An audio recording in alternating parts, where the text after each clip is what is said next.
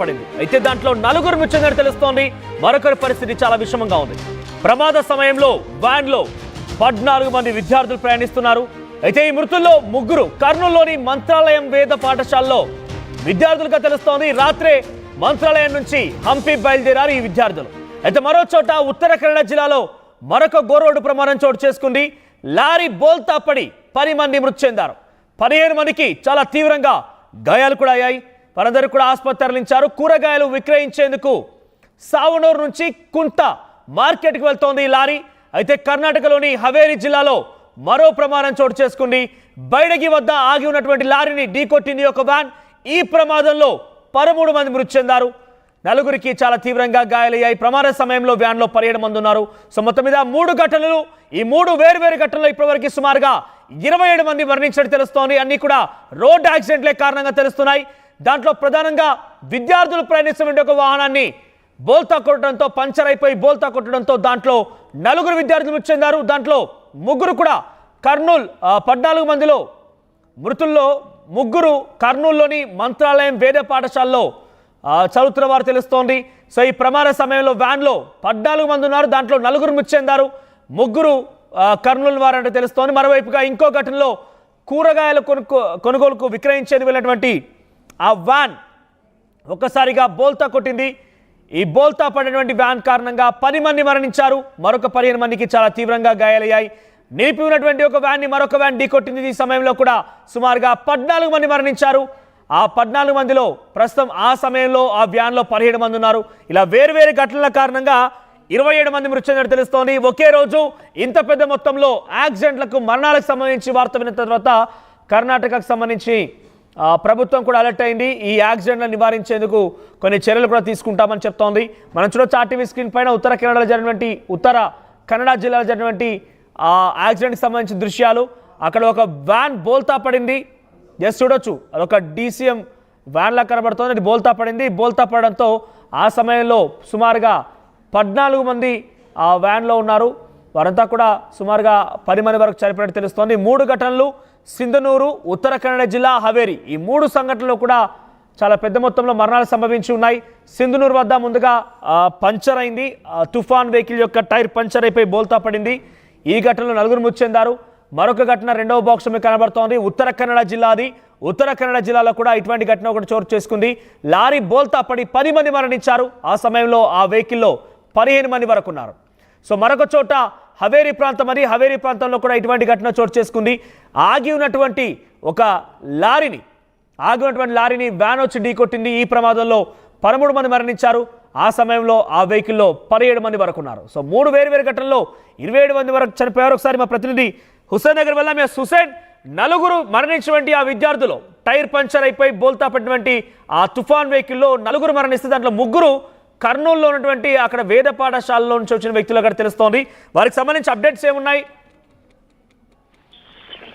మన కర్నూలు జిల్లా మంత్రాలయంలో దారుణ ఘటన చోటు చేసుకుంది. దీనికి ప్రధానమైన కారణం సింధనూరు ఈ హంపిలో జరిగేటువంటి ఉత్సవాలకు వెళ్తున్నటువంటి మంత్రాలయం వేద పండితుల వేద పాఠశాల నుంచి 5 మంది విద్యార్థులు వెళ్తున్నటువంటి సమయంలో ఒకసారిగా టైరు పేలడం, దాంతో పాటు ఆ వాహనానికి ఉన్నటువంటి టైరుకు ఈ బోల్టాలు ఏవైతున్నాయో ఊడిపోవడంతో ఒకసారిగా పల్టీలు కొట్టినటువంటి పరిస్థితి అయితే స్పష్టంగా కనిపించింది.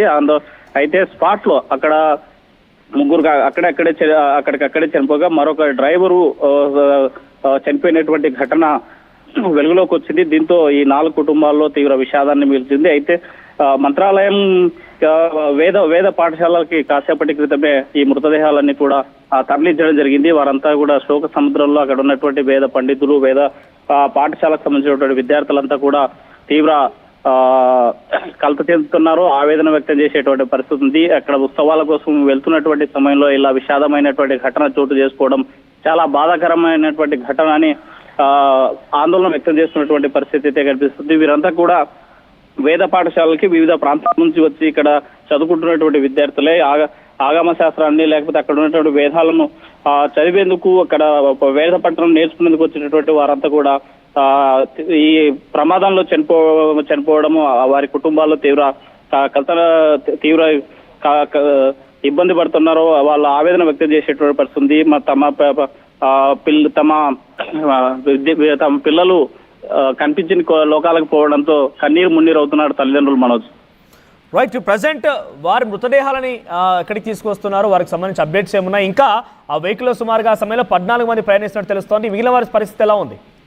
అంటే వీరంతా కూడా ఒక టెంపో వాహనాన్ని తీసుకొని ముందుకు వెళ్తున్నటువంటి సమయంలో అంటే ఒక టెంపోలో సుమారుగా 14 నుంచి 15 మంది పట్టేటువంటి పరిస్థితి అయితే కనిపిస్తుంది. స్పాట్ లోనే అక్కడ 4 చనిపోవడం, మరొకరు తీవ్రంగా గాయపడడం, ఆయన పరిస్థితి విషమంగా ఉన్నట్టు తెలుస్తుంది. మరో 14 మంది ఇంకో అంటే కొంతమంది ఒక టెంపోలో 14 మంది వెళ్ళేటువంటి అవైలబుల్ ఉన్నప్పటికీ ఈ వాహనంలో 5-6 మంది ఉన్నారు, మరో వాహనంలో 5-6 మంది ఉన్నటువంటి పరిస్థితి స్పష్టంగా మొత్తానికి 14 మంది హంపీలో జరిగేటువంటి ఉత్సవాలకు వెళ్తున్నటువంటి సమయంలో ఈ యొక్క ఘటన చోటు చేసుకోవడం చాలా ఆ కుటుంబాలు తీవ్ర విషాదాన్ని నింపిందని చెప్పవచ్చు. అయితే ఈ ఘటన మీద ఇప్పటికే రాష్ట్ర మంత్రి కూడా స్పందించడం జరిగింది. మరోవైపు మంత్రాలయం పీఠాధిపతులు స్పందించారు. అక్కడ ఉన్నటువంటి వారందరూ కూడా వాళ్ళ కుటుంబాలకు అండగా ఉంటామని హామీ ఇవ్వడం జరిగింది. ఒకవైపు మంత్రిను, మరోవైపు మఠ పీఠాధిపతి సుధీంద్ర తీర్థులు కలత చెందారు. ఈ ఘటనతో తమ విద్యార్థులు ఇలా వేద పాఠ్యాంశం చేసేటువంటి విద్యార్థులు ఎవరైతే ఉన్నారో వాళ్ళు చనిపోవడం అనేటువంటిది చాలా బాధాకరం. మఠం తరఫున తీవ్ర ఆ కుటుంబాలకి ప్రగాఢ సానుభూతిని ప్రకటిస్తూనే వాళ్ళ భవిష్యత్తులో కూడా వాళ్ళకి అండగా ఉంటామనేసి ప్రకటించినటువంటి పరిస్థితి అయితే మనకు స్పష్టంగా కనిపిస్తుంది మనోజ్. రైట్ హుసేన్, సో మొత్తం మీద కర్నూలులోని మంత్రాలయ వేద పాఠశాలలో చదువుతున్నటువంటి ఆ విద్యార్థులు 14 మంది హంపీలో జరిగేటువంటి ఉత్సవాలకు వెళ్తున్నారు. మార్గ మధ్యలోనే వారు వెళ్తున్నటువంటి ఆ వెహికల్ టైర్ పంచర్ అయిపోయింది. ఆ టైర్ పంచర్ అయిన కారణంగా వెహికల్ ఒక్కసారిగా బోల్తా పడింది. ఆ సమయంలో 14 మంది ఉన్నారు వాహనంలో, 4 మృతి చెందారు. దాంట్లో 3 కూడా కర్నూలు వేద పాఠశాలలో చదివేటువంటి విద్యార్థులుగా తెలుస్తోంది. మనం చూడొచ్చు కర్నూలులో ఒక్కసారిగా విషాదాలు అలుముకున్నాయి. ఆ వేద పాఠశాల చుట్టూటువంటి వారు కానివ్వండి, వారికి సంబంధించినటువంటి బంధువులు, కుటుంబీకులు అక్కడ చేరుకొని పెద్ద ఎత్తున రోధిస్తున్నారు, కన్నీరు మున్నరుగా వెలిపిస్తున్నారు.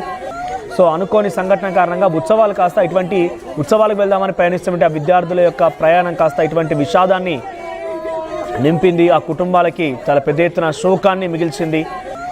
కన్నీరు మున్నరుగా వెలిపిస్తున్నారు. ఆ దృశ్యాలు మనం చూస్తున్నాం. ఆ కుటుంబాలన్నీ కూడా చాలా పెద్ద ఎత్తున రోధిస్తూ ఉన్నాయి. మరో ఘటనలో సింధునూరు దగ్గర మార్కెట్కి, కుంటా మార్కెట్కి వెళ్తూ కూరగాయలు విక్రయించేందుకు వెళ్తున్నటువంటి ఆ వాహనం కూడా ఇదే రకంగా బోల్తా కొట్టింది. ఆ బోల్తా కొట్టడంతో ఆ లారీలో సుమారుగా అప్పటికి 15 మంది ఉన్నారు, 10 మంది మరణించారు. మరింకో సంఘటనలో కూడా ఆ వాహనం ఉత్తర కన్నడ జిల్లాలో జరిగింది. ఈ సింధునూరుకు సంబంధించిన ఘటన. మరొక చోట హవేరి దగ్గర కూడా ఈ రకంగానే ఒక ఆగినటువంటి లారీని డీసీఎం వ్యాన్ చాలా బలంగా ఢీకొట్టింది. ఈ ఘటనలో కూడా సుమారుగా 10 మంది మరణించారు. ఈ 3 వేరు ఘటనల్లో ఇప్పటికే కర్ణాటక రాష్ట్రంలో ఈ రోడ్ యాక్సిడెంట్ల కారణంగా 27 మంది మరణించారు. ప్రభుత్వం కూడా అలర్ట్ అయింది. ఈ రోడ్ యాక్సిడెంట్లకు సంబంధించి నిలువరించాల్సి ఉంది. రాత్రి ప్రయాణాల్లో కొంత వేగం తగ్గించాలని, ఆ తర్వాత మరిన్ని కొన్ని కఠినమైన నిర్ణయాలు తీసుకున్న కూడా అవకాశం కూడా కనబడుతుంది. మనం చూడొచ్చు ఆర్టీవీ స్క్రీన్ పైన రోడ్డు పైన ఆగినటువంటి లారీని వెనకాల నుంచి వచ్చిన ఒక వెహికల్, ట్రావెలర్ వెహికల్ ఢీకొట్టింది.